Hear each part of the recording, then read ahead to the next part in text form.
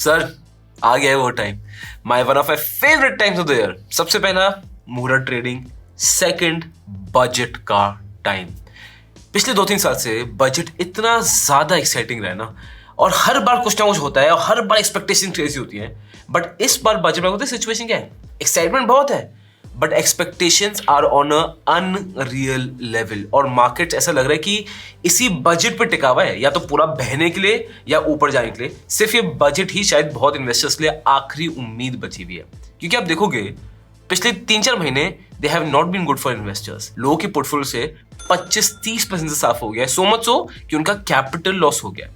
वहीं पे दूसरी चीज आप देखोगे तो पूरे साल निर्मला सीतारमण जो हमारी ऑनरेबल फाइनेंस मिनिस्टर है, उनको सर हेवीली ट्रोल किया गया। अब शायद ट्रोल एक गलत वर्ड होगा, बट उनको हेवीली क्रिटिक किया गया।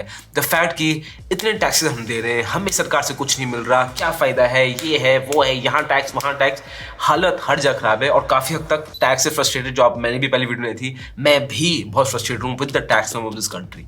बट यही है यार कि हर बार बजट ना लोग एक इमोशनल एंगल से देखते हैं, भाई एक इमोशनल होकर अपनी साइड से ही देखते हैं। अभी मैं आपको पूरा बताऊंगा डेटा एनालिटिक्स, हर चीज जो एनालिस्ट बोल रहे हैं कि किस सेक्टर्स में सरकार बेनिफिट कर सकती है, और मैं आपको कोशिश करूंगा कि आपको सरकार का लॉजिक भी समझाऊं, so that you understand the other side of spectrum also. And at the end ना मैं आपको बहुत क्लैरिटी देने वाला हूं to how to look into this budget. इस बजट को कैसे देखना है, कैसे परसीव करना है। सो वीडियो को एंड तक जरूर देखना for that larger perspective. Disclaimer दे दिया ना, बट एक और डिस्क्लेमर आपको दे रहा हूं कि जो भी मैं आपको ये बताऊंगा, ठीक है, ये पक्का नहीं है, ये होगा, ये एनालिस्ट एक्सपेक्ट कर रहे हैं फ्रॉम द गवर्नमेंट। अब गवर्नमेंट करती है नहीं करती है वो अलग चीज है, बट मैंने वो वाली ली है जिसमें सबसे ज्यादा प्रोबेबिलिटी लग रही है that government might accept it. So सिर्फ इसके बेसिस पे हर चीज डिसाइड मत करना, अंडरस्टैंड दिस। ये सब फ्यूचर एक्सपेक्टेशंस में, असली कहानी 1 फेब को ही पता चलेगी जब बजट आएगा, बट तब तक थोड़ा यार सस्पेंस तो बनाए।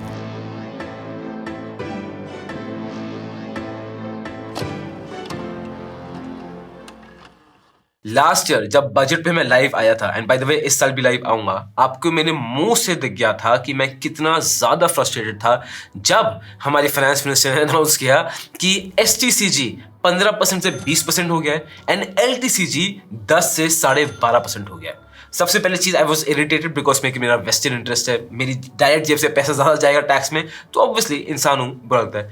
दूसरी चीज, I feel it is wrong कि तुम एलटीसी जितना बढ़ा रहे हो, because the fact that for a growing economy it is important कि लोग लॉन्ग टर्म वेल्थ क्रिएशन में पैसा लें, बिजनेस को हेल्प मिलती है, इकोनॉमी को हेल्प मिलती है, लोगों का फायदा होता है, सेविंग्स बढ़ती है लोगों की, एक कंट्री की फाइनेंशियल स्टेबिलिटी बढ़ जाती है।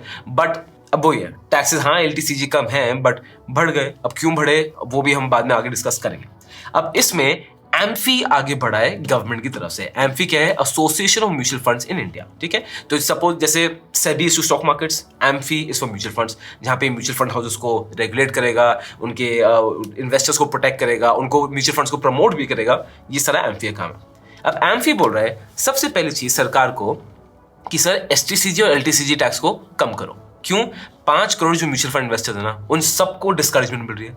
सेकंड चीज जो एम्फी मांग रहा है कि जो एसटीटी टैक्स है, जिससे हम सब परेशान हैं, जो है सिक्योरिटीज ट्रांजैक्शन टैक्स, जब भी आप कुछ बाय सेल करोगे आपको वो पड़ेगा ही पड़ेगा, उसको कम किया जाए। Because again this is a problem to investor and traders, और ये रिस्ट्रिक्शन है जिससे से शायद कम लोग घुस रहे हैं। And third and the final thing, जो 2024 में इंडेक्सेशन प्रोविजन को बंद कर दिया था, उसको दोबारा लाया जाए। मैं आपको आसान शब्दों में समझाता हूं।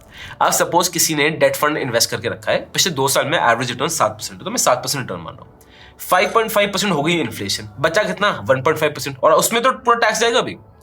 तो एम्फी बोल रहा है कि यार एज इन्वेस्टर्स के पास तो कुछ बच ही नहीं रहा है, सब तो टैक्स में निकल जाता है। पहले इंडेक्सेशन से क्या होता था कि जो आपका प्रॉफिट हुआ, 7% प्रॉफिट हुआ, उसमें से हम 5.5% इन्फ्लेशन का डिडक्ट कर देंगे, फिर कितना बचा? 1.5%, फिर वो टैक्सेबल है। तो amphi Singh that is definitely better. अब 2024 के बजट में हो सकता है आपको ध्यान हो कि गोल्ड पे जो इंपोर्ट ड्यूटी है उसको कम कर दी थी। लॉजिक ये था कि गोल्ड का जो इललेजिटिमेट स्मगलिंग हो रही है हमारे देश में, वो कंट्रोल में आ जाएगी, राइट? और वो हुआ भी है, क्योंकि आप देखोगे जो गोल्ड पिछले 2 साल में एक्सपोर्ट हुआ है वो 700 टन के एवरेज में हुआ है। अब जो 2024 में एक्सपोर्ट हुआ वो था ऑफ 800 टन। एंड अगर अप्रैल टू नवंबर देखोगे ना, तो इंडिया में सर 49% से गोल्ड के एक्सपोर्ट्स बढ़ गए हैं to 173 ton. It is amazing, great. अब यही एक इंटरेस्टिंग चीज है इकोनॉमी की सर, हर चीज तराजू होती है, एवरीथिंग इज नॉट ब्लैक और व्हाइट, एक ग्रे होता है। और गवर्नमेंट का काम ये है कि भाई इस तराजू को बैलेंस रखें। अब हो क्या रहा है, गोल्ड आ रहा है, इलिजिटमेट्स मांगनी बंद हो गई है, बट इसका इल इफेक्ट क्या हो रहा है कि रुपये में एक बहुत स्ट्रॉन्ग डाउनवर्ड प्रेशर आ रहा है, रुपये की वैल्यू और गिरेगी इससे। अब जो हमने पहले भी कवर किया था, because of Donald Trump winning the election और according to Donald Trump policies, बहुत हाई प्रोबेबिलिटी है कि dollar will grow even stronger, रुपये और वीक हो रहा है और गोल्ड का भी प्रेशर आ रहा है। तो शायद अब गवर्नमेंट को गोल्ड पे जो इंपोर्ट ड्यूटीज हैं कम करनी पड़ जाए, and lot of analyst are expecting कि गवर्नमेंट कुछ तो एक्शन लेगी सर कि आईएनआर को बचा पाए। तो अब देख लो तराजू कैसे मेंटेन होता है। रही बात इंश्योरेंस सेक्टर्स की, तो बहुत सारी कंपनीज के एनालिस्ट और एक्सपर्ट्स और सीईओज ये बोल रहे हैं कि यार इंश्योरेंस के लिए ना एक अलग एग्जाम्पशन होनी चाहिए। तो एज ऑफ नाउ क्या हो रहा है, हेल्थ इंश्योरेंस, टर्म इंश्योरेंस ले अंडर 80C हम एग्जाम्पशन ले लेते हैं, and that is also subject कि हम ओल्ड रिजीम में हो, न्यू टैक्स रिजीम में डिफरेंट है। अगेन कॉम्प्लिकेट नहीं करूंगा, न्यू ओल्ड टैक्स रिजीम में मैं आगे इसको कवर करूंगा। तो अंडर सेक्शन 80C 1.5 लाख की लिमिट है, and according to analyst and industry insiders ये काफी नहीं है। दे वांट कि इंश्योरेंस के लिए एक अलग से ही एग्जाम्पशन बननी चाहिए सो दैट लोगों को और भारी लेवरेज मिले to get insured. And you might think कि हम इंश्योरेंस कंपनी क्यों हेल्प करेंगे भाई, why should the government help the insurance companies? जरूरी है। क्यों जरूरी है? Because most of the country is just one operation away और one major medical crisis away from bankruptcy. उसके बाद कोई लाइफ इंश्योर्ड है ही नहीं हमारे देश में, और जो थोड़े बहुत है भी they are not even sufficiently insured. इसमें प्रॉब्लम नहीं आती है, कल को कोई नेचुरल डिजास्टर आया, कल कोई बड़ी चीज हुई, ह्यूमन कैपिटल का नुकसान हुआ, कैन यू इमेजिन इकोनॉमी कितनी बुरी तरह गिर सकती है? तो इसलिए बहुत ज्यादा जरूरी है इंश्योरेंस सेक्टर को संभालना, लोगों को इंश्योरेंस के लिए इंकरेज करना। बाहर की गवर्नमेंट्स तो करती हैं, and as a matter of fact insurance sector के इंडस्ट्री इनसाइडर्स ये भी चाहते हैं कि टर्म इंश्योरेंस से सर वो GST चार्ज हटा दें, और ये बहुत लोग वेट कर रहे हैं कि हेल्थ इंश्योरेंस, टर्म इंश्योरेंस, इनमें GST चार्ज नहीं पड़ना चाहिए। और आगे जाके ना ये कॉमन थीम आपको दिखेगी, हर जगह हर इंडस्ट्री ना GST ही कम करने को बोलती है। आप धीरे देते जाओ, आपको समझ आएगा। अब अगर आप स्मार्टफोन इंडस्ट्री की बात करो, तो जो मेक इन इंडिया प्रोग्राम रहा है from 2023 to 24, it has been a success story undoubtedly, जहां पे इंडिया के smartphones are the 4th largest exported item after diesel, aviation fuel, polish diamonds. सबसे ज्यादा एक्सपोर्ट क्या होता है? स्मार्टफोन्स।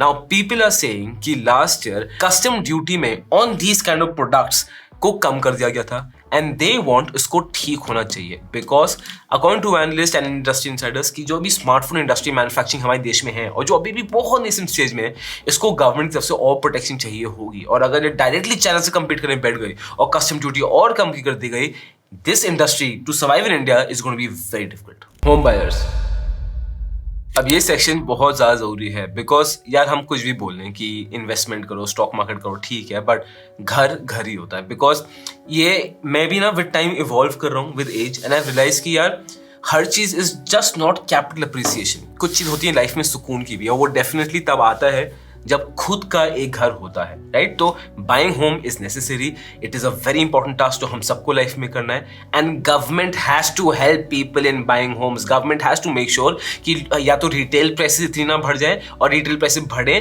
तो फिर सैलरीज और वेजेस भी उस साइड पे बढ़े, so that people can afford home with that 20 और 30 ईयर ऑफ सेविंग्स। अगर ये इसके भी पावर जाता है तो होमलेसनेस देश में बढ़ती है, the difference between rich and poor बहुत ज्यादा बढ़ता है। तो government definitely has to focus on this, and to be honest Modi government ने 2014 से अफोर्डेबल हाउसिंग तो काफी फ्रंट पे लेके चली रही है, ठीक है। अब बात करते हैं, इंडस्ट्री इनसाइडर्स ये बोल रहे हैं कि आजकल घर खरीदना तो बहुत ज्यादा डिफिकल्ट हो गया, तो गवर्नमेंट से जितना टैक्स में हेल्प मिल पाए टू अ होम बायर उतना ज्यादा जरूरी है।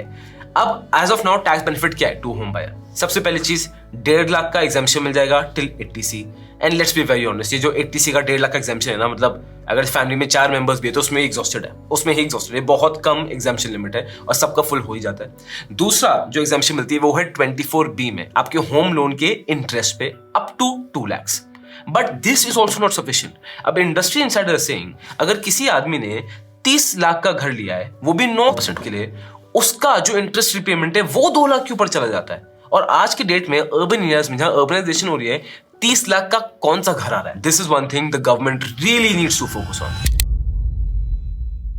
हॉस्पिटल्स अगेन बहुत जरूरी पार्ट है।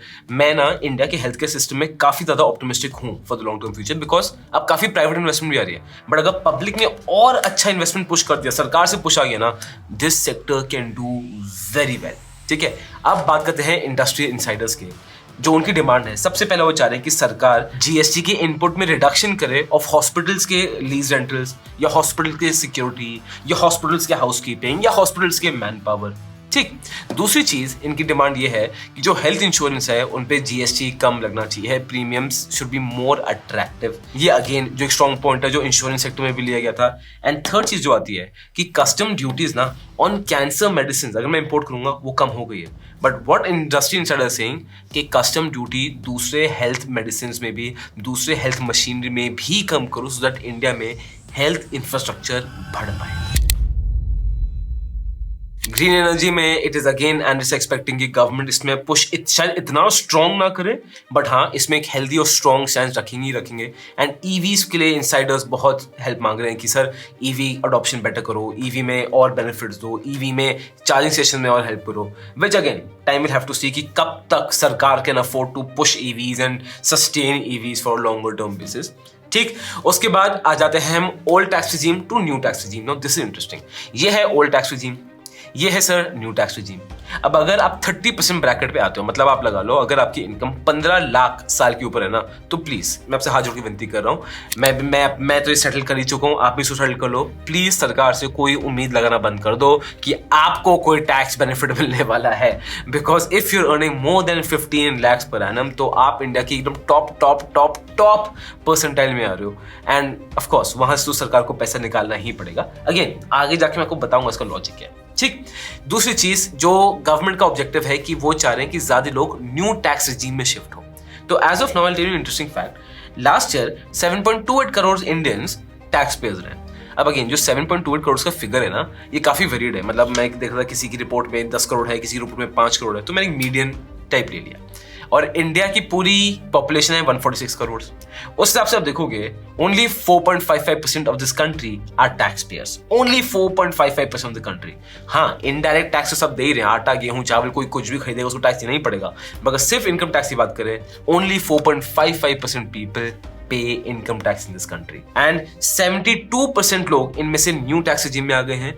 एंड ओल्ड टैक्स रिजीम में अभी भी लोग हैं, बट इस साल पीपल एक्सपेक्टिंग गवर्नमेंट और बेनिफिट्स देगी और इनिशिएटिव्स देगी कि लोग ओल्ड टैक्स रिजीम को बंद करें और सब न्यू टैक्स रिजीम में आ जाए। एंड जैसा पूरे साल हमने देखा है इंटरनेट पे कि बहुत ट्रोल किया गया है, क्रिटिक किया गया है इस गवर्नमेंट को, तो पीपल आर एक्सपेक्टिंग कि जो 15 लाख से कम कमा रहे हैं, जो 20% टैक्स स्लैब में आ रहे हैं, उनको बेनिफिट कुछ मिलना चाहिए। This is the expectation.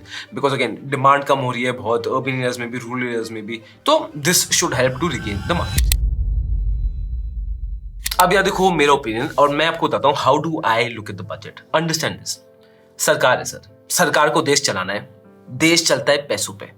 कहीं ना कहीं से सरकार को पैसे निकालने ही पड़ेंगे। हमारे देश में टैक्स पेयर है नहीं, ना स्किल डेवलपमेंट है, ना ही एम्प्लॉयमेंट है, which is as unfortunate as it is. और ये सिर्फ इस गवर्नमेंट में मत डाल देना या प्रीवियस गवर्नमेंट में मत डाल देना।